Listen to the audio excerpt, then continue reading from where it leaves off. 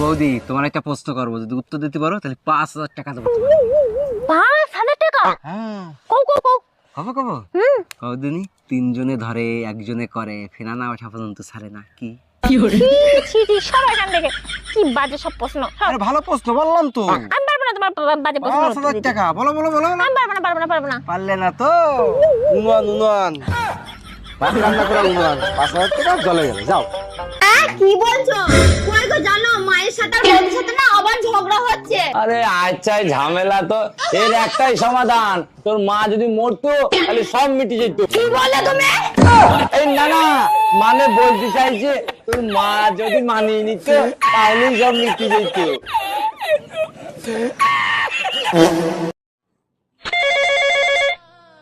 Hello, आप कौन? मैं बिजली बोल रही हूँ। आप कौन बोल रहे हो? मैं खंबा बोल रहा हूँ। শোনো, আমি তোমার স্বামী, তুমি আমার বউ, তোমার পুরো দায়িত্ব আমার। জীবনে যদি কোনোদিন তোমার টাকা পয়সার প্রয়োজন পড়ে তাহলে আমাকে চাইবে না, তো বাবাকে ফোন করবে। কি রে দোস্ত, তোর নাকি বুকে ব্যথা উঠছিল? আর বলিস না, বুকে প্রচন্ড ব্যথা হচ্ছিল। তা ডাক্তারের কাছে গেছিলি? হ্যাঁ রে দোস্ত, এইমাত্র ডাক্তার দেখায় আসলাম। তা ডাক্তার দেখে কি বললো? ডাক্তার দেখেই তো অজ্ঞান হয়ে গেছে।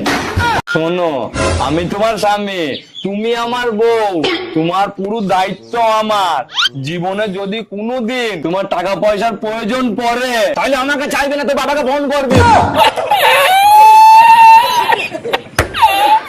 আরে কই গো, রেডি হয়েছো? হ্যাঁ, এই তো রেডি হয়ে গেছি। আরে এ কি, কালো টিকাটা লাগিয়ে নাও, নাহলে বাজারে গিয়ে নজর লেগে যাবে তো। কেন, তুমি আমার সাথে যাবে না? হ্যাঁ, যাবো তো। কই গো, আমরা না আর গরিব থাকবো না, এবার আমরা বড় লোক হয়ে যাবো। আমাদের কাছে বড় বড় বাংলো থাকবে। আমি না একটা ব্যবসা শুরু করেছি। হ্যাঁ, তা কি ব্যবসা শুরু করেছো তুমি? আরে আমাদের পাকা রাস্তায় চাউমিনের দোকান খুলেছি।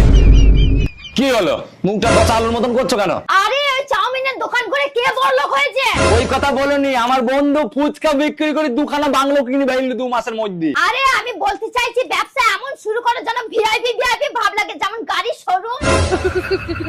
তুমি শুধু ভাবো তোমার 5খানা গাড়ির শোরুম, বলতে আমার কত ভালো লাগবে যে আমার স্বামীর 5খানা গাড়ির শোরুম আছে। তারপরেই তো তুমি হবা আসল বড়লোক। তোমার গা দিয়ে কিরম গন্ধ বেরোচ্ছে, বেরিয়ে যাও আমার বাড়িতে। আরে তুমি এটা কি বলছো? আমি ঠিকই বলছি, তুমি জানো না বড় লোকের সঙ্গে কিভাবে কথা বলতে হয় ছোট লোক? আরে আমার তো মনে হচ্ছে তুমি একটু বেশি ভেবে ফেলেছো। আমি একটু পরে আসছি। হ্যাঁ, যা যা যা, আর আসার সময় অ্যাপয়েন্টমেন্ট নিয়ে আসবি। বুঝলি, ভাবছি এরকম বসে বসে চলবে না, আমি একটা মুরগির ব্যবসা করি। আরে মুরগির তো রোগ লেগে মরে যাবে গো। তাহলে এক কাজ করি, ছাগলের ব্যবসা করি। ছাগল তো ঠান্ডা লেগে মরে যাবে। তা তোর মুখে কি ভালো কথা নেই? এই রুম্পা, কই তুমি? শিগগিরই এদিকে আসো তো। এই জানো, তোমারে বিয়ে করে আমার জীবনে চরম একটা উপকার হইছে। বলো কি, তাই নাকি? তা আমারে বিয়ে করে তোমার কি এমন উপকার হইলো? তোমারে বিয়ে করে জানতে পারলাম আমার 14 গোষ্ঠী খারাপ, আর সব থেকে বেশি খারাপ আমি। কিসের আবার কেরিয়ার? দুজনে মিলে একটা গরু কিনবো, তুমি ঘাস কাটবা, আমি যতন করে খাওয়ামু।